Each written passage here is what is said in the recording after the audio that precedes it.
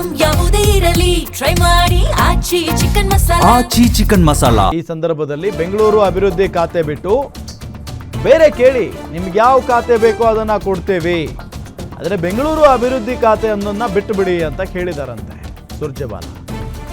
ರೆಡ್ಡಿಗೆ ಹೊಸ ಆಫರ್ ಕೊಟ್ಟಿರೋದು ರಾಜ್ಯ ಕಾಂಗ್ರೆಸ್ ಉಸ್ತುವಾರಿ. ರಾಹುಲ್ ಗಾಂಧಿ ತೀರ್ಮಾನದ ವಿರುದ್ಧ ಹಠ ಹಿಡಿಯಬೇಡಿ, ನೀವು ಹಿರಿಯ ನಾಯಕರು, ಇಂಥ ಆತುರದ ನಿರ್ಧಾರ ಮಾಡಬಾರದು. ರಾಮಲಿಂಗಾರೆಡ್ಡಿಯನ್ನ ಸಮಾಧಾನ ಪಡಿಸಿದ್ದಾರೆ ಸುರ್ಜೇವಾಲಾ. ನೀವು ಹಿರಿಯರಿದ್ದೀರಿ, ನಮಗೆ ನಿಮ್ಮ ಅವಶ್ಯಕತೆ ಇದೆ, ಇನ್ನು ನಾನು ಸೀನಿಯರ್, ಹೀಗಾಗಿ ನನಗೆ ಬೆಂಗಳೂರು ಕೊಡಿ ಅಂತ ರಾಮಲಿಂಗಾರೆಡ್ಡಿ ಅವರು ಕೇಳಿದ್ದಾರೆ. ವೇಟ್ ಅಂಡ್ ಸಿ ಅಂತ ಹೇಳಿ ಹೋಗಿದ್ದಾರೆ ಸುರ್ಜೇವಾಲಾ. ನೋಡಿ, ಬೆಂಗಳೂರು ಅಭಿವೃದ್ಧಿ ಖಾತೆ ಬಿಟ್ಟು ಬಿಡಿ, ಅದನ್ನು ಬಿಟ್ಟು ಬಿಡಿ, ಬೇರೆ ಏನಾದರೂ ಕೇಳಿ ನಿಮಗೆ ಅಂತ ಹೇಳಿ ಹೊಸ ಆಫರನ್ನು ಕೊಟ್ಟರು ಕೂಡ ಇಲ್ಲಿ ರಾಮಲಿಂಗಾರೆಡ್ಡಿ ಅವರು ಮಾತ್ರ ಸುತಾರಾಮ್ ಒಪ್ಕೊಳ್ತಾ ಇಲ್ಲ. ತಮ್ಮ ಬೇಡಿಕೆ ಏನಿದೆ ಅದಕ್ಕೆ ಬದ್ಧರಾಗಿದ್ದಾರೆ ಇವಾಗಲೂ ಕೂಡ. ಸುಮ್ಮನೆ ಆ ವ್ಯಕ್ತಿ ಅಥವಾ ಹಿರಿಯ ರಾಜಕಾರಣಿ ರಾಜೀನಾಮೆ ಕೊಡೋದಕ್ಕೆ ಸಾಧ್ಯ ಇಲ್ಲ. ಅವರಿಗೆ ಭಾಳ ಮನಸ್ಸಿಗೆ ನೋವಾಗಿದೆ. ಅವ್ರು ಹೇಳ್ತಾ ಇದ್ದಾರಲ್ಲ, ನನ್ನ ಮನಸ್ಸು ಒಪ್ಪದ ಖಾತೆಯನ್ನು ನಾನು ಮಾಡಲ್ಲ, ಒಪ್ಕೊಳ್ಳಲ್ಲ ನಾನು ಅನ್ನೋ ನಿಟ್ಟಿನಲ್ಲೆಲ್ಲ ಹೇಳಿಕೆಯನ್ನು ಕೊಟ್ಟಿದ್ದಾರೆ. ಸೊ ಇದೆಲ್ಲದರ ನಡುವೆ ಬೆಂಗಳೂರು ಖಾತೆನೇ ಅಥವಾ ಈ JBA ಏನಿದೆಯಲ್ಲ ಅದೇ ಖಾತೆ ಬೇಕು ನನಗೆ, ನಗರಾಭಿವೃದ್ಧಿ ಖಾತೆನೇ, ಬೆಂಗಳೂರು ನಗರಾಭಿವೃದ್ಧಿ ಖಾತೆನೇ ಬೇಕು ಅನ್ನೋ ನಿಟ್ಟಿನಲ್ಲಿ ಈ ಸಂದರ್ಭದಲ್ಲೂ ಕೂಡ ಅವರು ಮಾತಾಡಿದ್ದಾರೆ. ನಾನು ಸೀನಿಯರ್ ಇದ್ದೀನಿ, ನನಗೆ ಅದನ್ನೇ ಕೊಡಿ. ಅವ್ರು ಹೇಳ್ತಾ ಇರೋದೇನು ಗೊತ್ತಾ, ಈ ಹಿಂದೆನೂ DK ಶಿವಕುಮಾರ್ ಮಾತು ಕೊಟ್ಟಿದ್ರು, ಅದರಂತೆ ನಡ್ಕಳಿ ಅನ್ನೋ ನಿಟ್ಟಿನಲ್ಲಿ ಕೇಳ್ತಾ ಇದ್ದಾರೆ.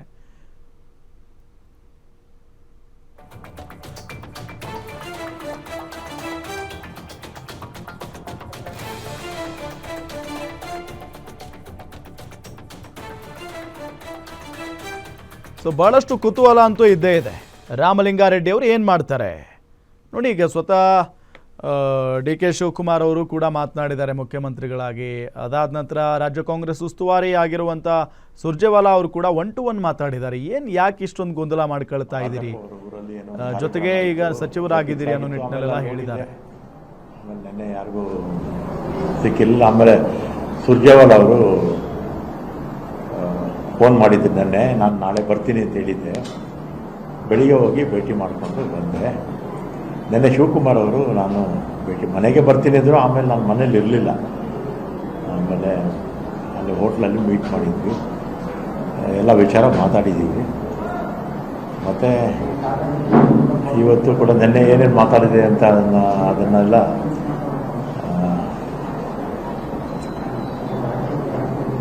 ಸುರ್ಜೇವಾಲಾ ಅವ್ರಿಗೂ ಎಲ್ಲ ಹೇಳಿದ್ದೀನಿ.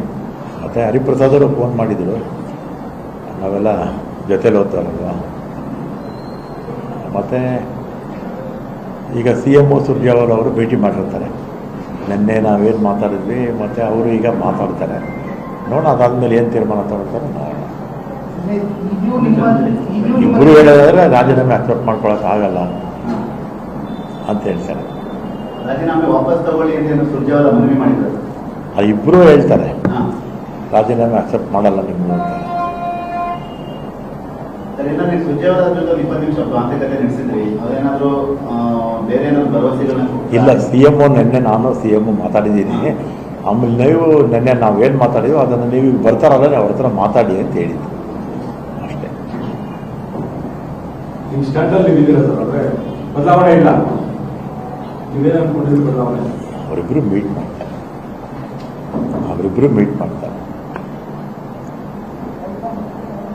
ಸರ್, ಏನಾದರೂ ನಿಮಗೆ ಆಪ್ಷನ್ ಕೊಟ್ಟಿದ್ದಾರೆ ಸರ್? ನಿಮಗೆ ಹೇಳಿದಾರ ಆಪ್ಷನ್? ನಿನ್ನೆ ಮಾತಾಡಿದಾಗ ಹೇಳಿದ್ರು.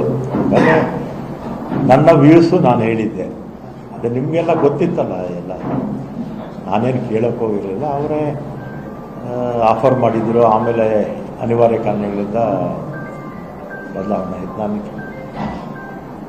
ಆಮೇಲೆ ಇನ್ನೊಂದು, ಈ ನೀರಾವರಿ ಇಲಾಖೆ ಅಲ್ವಾ, ನಮಗೇನಾದ್ರ ಬಗ್ಗೆ ಹೆಚ್ಚು ಮಾಹಿತಿಯೂ ಇಲ್ಲ, ಏನೂ ಇಲ್ಲ. ನೋಡೋಣ, ಈಗ CM ಇವರು ಸುರ್ಜೇವಾಲಾ ಅವರು ಮಾತಾಡಿದ್ದಾರೆ, ಅವ್ರು ಏನು ತೀರ್ಮಾನ ತಗೊಳ್ತಾರೆ ನೋಡಿ. ಈಗ ನೀವು ಹಿಂದೆ ಸಚಿವ ಸ್ಥಾನಕ್ಕೆ ಆಕಾಂಕ್ಷಿಯಾಗಿಲ್ಲ, ಕೇಳಿರಲಿಲ್ಲ, ಖಾತೆನೂ ಕೇಳಿಲ್ಲ, ಈಗ ಕೊಟ್ಬಿಟ್ಟಿದ್ದಾರೆ. ಏನಾದರೂ ಭರವಸೆ ಇದೆಯಾ? ನೀವು ಕೇಳಿದಂತ ಖಾತೆನ ಸಿಗ್ಬೋದು ಅನ್ನೋ ಭರವಸೆ ಇದೆಯಾ? ನಾನು ಕೇಳಿರಲಿಲ್ಲ. ಅದೇ ನೀವು ಏನು ಕೇಳಿರಲಿಲ್ಲ. ಅವರೇ ಆಫರ್ ಮಾಡಿದ್ದು, ನಾನು ಕೇಳಿರಲಿಲ್ಲ. ನಾನು ಇವತ್ತೇ ಅಲ್ಲ, 1993ರಲ್ಲಿ ಫಸ್ಟ್ ಟೈಮ್ ಮಿನಿಸ್ಟರ್ ಆಗಿದ್ದು. ಆವತ್ತಿಂದಲೂ ಕೂಡ ಮಿನಿಸ್ಟ್ರಿಗೂ ಲಾಬಿ ಮಾಡಿರಲಿಲ್ಲ, ಪೋರ್ಟ್ಫೋಲಿಯೋಗೂ ಇಂಥದ್ದು ಬೇಕು ಅಂತ ಯಾವ ಮುಖ್ಯಮಂತ್ರಿನೂ ಕೇಳಿರಲಿಲ್ಲ. ಅವರೇ ಆಫರ್ ಮಾಡಿದ್ದು ವಾಪಸ್ ತಗೊಂಡ್ರು ಅಂತ ಬೇಸರ ಅಷ್ಟೇ. ಸರ್ 2 ಸತಿ ಆಫರ್ ಕೊಟ್ಟಿದ್ದು ಸರ್. 2023 ಕೂಡ ಹೇಗೆ ಆಫರ್ ಕೊಟ್ಟಿದ್ದು, ಯಾರು ಕೂಡ ನೆರವೇರಲಿಲ್ಲ. ಮತ್ತೆ ಈ ಪ್ರಮಾಣ ವಚನಕ್ಕೂ ಒಂದಿನ ಮುಂಚಿತವಾಗಿ ಕೂಡ ನಿಮಗೆ ಆಫರ್ ಕೊಟ್ಟಿದ್ದಾರೆ. 2 ಬಾರಿ ಕೂಡ ಇದೇ ರೀತಿ ಆಗಿರುವಂತದ್ದು. ಎಷ್ಟು ಯಾವ ಕಾರಣಕ್ಕೆ ಹಿಂಗೆ ಆಗ್ತಿದೆ ಅಂತೇಳಿ ನಿಮ್ದೇ ಆದ ಶಕ್ತಿ ಸಾಮರ್ಥ್ಯ ಬೆಂಗಳೂರಲ್ಲಿ ಇರುವಂತದ್ದು ಯಾಕೆ ಈ ರೀತಿ ಆಗ್ತಾ ಇದೆ?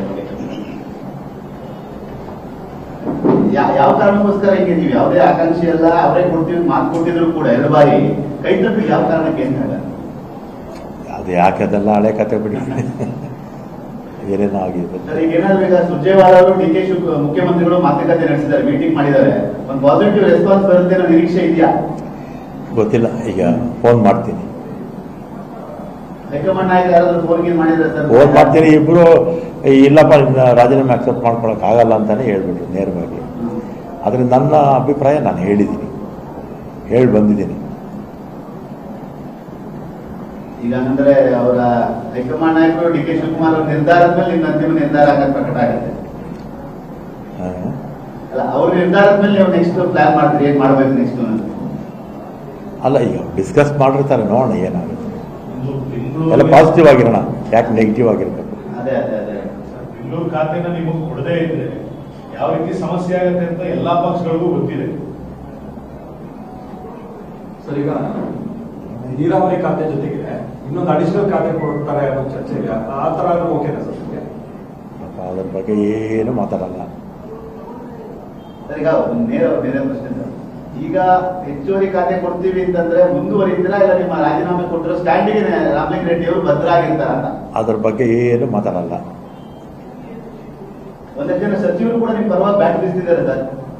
ರಾಮಲಿಂಗ ರೆಡ್ಡಿ ಅವರು ಬೆಂಗಳೂರಿಗೆ ಬೇಕು, ಅವರ ಅನುಭವ ಇದೆ, ಹಿರಿತನ ಇದೆ, ಹಿಂಗ್ ಮಾಡಬಾರ್ದು, ವಿಶ್ವಾಸ ತಗೊಳ್ಳಿಂದ ಸಚಿವರು ಶಾಸಕರು ನಿಮ್ ಪರ ಬ್ಯಾಟ್ ಬೀಸ್ತಿದ್ದಾರೆ. ಏನು ನಾನು ನೋಡ್ಲಿಲ್ಲಪ್ಪ, ನಾನು ಊರಲ್ಲಿ ಇರಲ್ವಲ್ಲ. ಮತ್ತೇನಿದೆ? ಏನು ಸರ್, ನೀವು ರಾಜೀನಾಮೆ ಕೊಟ್ಟಿರೋದು ಬಿಜೆಪಿ ಭಯಂಕರ ಖುಷಿಯಾಗಿದೆ ಸರ್. ನೀವು ರಾಜೀನಾಮೆ ಕೊಟ್ಟಿರೋದು ಬಿಜೆಪಿ ಭಯಂಕರ ಖುಷಿಯಾಗಿದೆ. ನೀವು ಅವ್ರನ್ನೇ ಕೇಳ್ಕೊಂಡು. ನಿಮ್ಮ ಹಿರಿತನ, ನಿಮ್ಮ ಅನುಭವವನ್ನು ಬಳಸಿಕೊಳ್ಳುವ ವಿಚಾರದಲ್ಲಿ ಕಾಂಗ್ರೆಸ್ ಹೈಕಮಾಂಡ್ ಮತ್ತು ಪಕ್ಷದ ನಾಯಕರು ವಿಫಲ ಆಗ್ತಾ ಇದ್ದಾರೆ. No comments. ಈಗ ಮಲ್ಲಿಕಾರ್ಜುನ್ ಖರ್ಗೆ ಅವರು ಮಾತನ್ನು ಹೇಳಿದ್ರು, ಈ ಗೊಂದಲಗಳೆಲ್ಲ ಮುಖ್ಯಮಂತ್ರಿಗಳೇ ನೋಡ್ಕೊಳ್ತಾರೆ, ಅವ್ರದೇ ಅಂತಿಮ ಅಂತಂದ್ರು. ಈಗ ನಿನ್ನೆ ಏನಾರ ಮುಖ್ಯಮಂತ್ರಿಗಳು ಹೇಳಿದ್ರ? ಅವ್ರದ್ದು ಹೈಕಮಾಂಡ್ ಅಂತಾರೆ.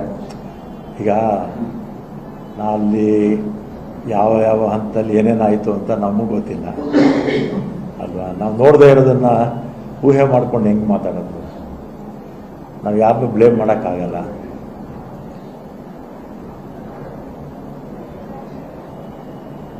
ಈಗ ರಾಮಲಿಂಗ ರೆಡ್ಡಿ ಅವರು ರಾಜೀನಾಮೆ ಕೊಟ್ಬಿಟ್ಟಿದ್ದಾರೆ, ವಾಟ್ ನೆಕ್ಸ್ಟ್ ಅನ್ನೋದು ಇಡೀ ರಾಜ್ಯದ ಜನರ ಕುತೂಹಲ, ಕಾಂಗ್ರೆಸ್ ಕಾರ್ಯಕರ್ತರು, ನಿಮ್ಮ ಅಭಿಮಾನಿಗಳ ಒಂದು ಕುತೂಹಲ. ಪಕ್ಷದ ನಾಯಕರ ಭರವಸೆಯ ಪ್ರಕಾರ ನಾವು ಹಿಂಸರಿತೀವೋ ಅಥವಾ ನಿಮ್ಮ ಸ್ಟ್ಯಾಂಡಿಗೆ ಬದ್ಧರಾಗಿರ್ತೀವಿ? ಇದೇ ಸ್ವಲ್ಪ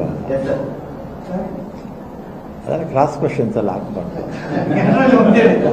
ಹೈಕಮಾಂಡ್ ನಾಯಕರು ನಿಮ್ಮ ರಾಜೀನಾಮೆ ಅಂಗೀಕರಿಸಲ್ಲ ಅಂತ ಅಂಗೀಕರಿಸಲ್ಲ ಅಂತ ಹೇಳ್ತಾ ಇದ್ದಾರೆ. ನೀವು ನಿಮ್ಮ ನಿರ್ಧಾರ ಹೇಳ್ತೀನಿ ರೀ. ಸುರ್ಜೇವಾಲನ್ನು CM ಭೇಟಿ ಮಾಡಿದ್ದಾರೆ. ನೆನ್ನೆ ನಾವು CM ಮಾತಾಡಿದ್ರಲ್ಲ, ಅದನ್ನೆಲ್ಲ ಅವ್ರು ಕನ್ವೆ ಮಾಡಿರ್ತಾರೆ. ಅದಾದ್ಮೇಲೆ ಏನು ತೀರ್ಮಾನ ತಗೊಳ್ತಾರಲ್ಲ. ಇದು ಬರೀ ರಾಜ್ಯಕ್ಕೆ ಸೀಮಿತ ಅಂತ ಆಗಿಲ್ಲ ಸರ್, ಯಾಕಂದ್ರೆ ಈಗ ನ್ಯಾಷನಲ್ ನ್ಯೂಸ್ ಆಗಿರುವಂತದ್ದು ಒಬ್ರು ಹಿರಿಯ ಸಚಿವರು ಇಲ್ಲಿ ಸಂಪುಟದವರು ಇದುವರೆಗೂ ಯಾವತ್ತು ತಾಳ್ಮೆಯನ್ನ ಕಳ್ಕೊಳ್ಳದೆ ಇರೋದು ನಿನ್ನೆ ಬೇಜಾರು ಮಾಡಿ, ಈಗಲೂ ತಾಳ್ಮೆ ಕಳ್ಕೊಂಡಿಲ್ಲ. ನಿನ್ನೆ ಬೇಜಾರು ಮಾಡ್ಕೊಂಡಿದ್ದಾರೆ. ಇದುವರೆಗೂ ಒಂದು ದಿನ ತಾಳ್ಮೆ ಕಳ್ಕೊಂಡಿರೋದು. ತಾಳ್ಮೆ ಕಳ್ಕೊಂಡಿಲ್ಲ. ತಾಳ್ಮೆ ಕಳ್ಕೊಂಡಿದ್ದಾರೆ. ನಿಮ್ಮ ಹತ್ರ ಇಷ್ಟು ಸಮಾಧಾನ ಮಾತಾಡ್ತೀನಿ. ಸರ್, ಈಗ ಸಂಜೆ ಹೊರಗಡೆ ಶುಭ ಸುದ್ದಿ ಬರ್ಬೋದಾಗಾದ್ರೆ ಏನಾದ್ರು ಶುಭ ಸುದ್ದಿ ಏನೋ ಸಂಜೆ ಒಳಗಡೆ ಸಿಗ್ಬೋದಾ? ನಿನ್ನೆ ನೀವು ಸ್ವಲ್ಪ ಬೇಜಾರಲ್ಲಿದ್ದೆ ಸರ್. ಇಲ್ಲ, ನಿಮ್ಮನ್ನು ನೋಡಿದಾಗ ಅನಿಸ್ತಿತ್ತು ನಮಗೆ. ಇವತ್ತು ಸ್ವಲ್ಪ ಹ್ಯಾಪಿ ಆಗಿದ್ದೀರಾ ಅಂತ ನಮಗೆ. ನಿನ್ನೆ ಇದೇ ಥರನೇ ಇದ್ದೆ. ನಿನ್ನೆ ಇದು ನೋಡಿ, ನಿಮ್ಮ TV ಇಂಟರ್ವ್ಯೂ ನೋಡಿದ್ವಿ ಸರ್. ಇದೇ ಥರನೇ ಇದ್ದೆ. ಅಲ್ಲಿ ನೀವು ಪ್ರಶ್ನೆಗಳಾಗ್ತಿರಲ್ಲ, ಆಗ ನಾನು ನೀವು ಉತ್ತರ ಕೊಟ್ಟಾಗ ನಿಮಗೂ ನಗು ಬರುತ್ತೆ, ನನಗೂ ನಗು ಬರುತ್ತೆ. ನೀವು ಸೀರಿಯಸ್ ಪ್ರಶ್ನೆಗಳಾಗ್ತಾ ಇದ್ರೆ ನಾವು ಸೀರಿಯಸ್ ಆಗಿದ್ದೀವಿ. ಕಾದು ನೋಡ್ತಿರೋ ಅಥವಾ ಯೋಚನೆ ಮಾಡ್ತೀರಾ ಸರ್ ಅಂತ? ಸರ್, ಈಗ ನಿಮ್ಮ ಕಾದು ನೋಡ್ತಿರೋ ಅಥವಾ ಯೋಚನೆ ಮಾಡ್ತೀರೋ ಅಂತ? ಸರ್, ಈಗ ಒಂದು ನೇರ ಪ್ರಶ್ನೆ ಸರ್. ಇಷ್ಟೆಲ್ಲ ಎಲ್ಲ ಗೊಂದಲಗಳು ಕೂಡ ಸಂಜೆ ಒಳಗಡೆ ಇತ್ಯರ್ಥ ಆಗುತ್ತೆ ಅನ್ನೋ ವಿಶ್ವಾಸ, ಭರವಸೆ ರಾಮಲಿಂಗ ರೆಡ್ಡಿ ಅವರಿಗೆ ಇದೆಯಾ? ಇದೆ. Yes sir.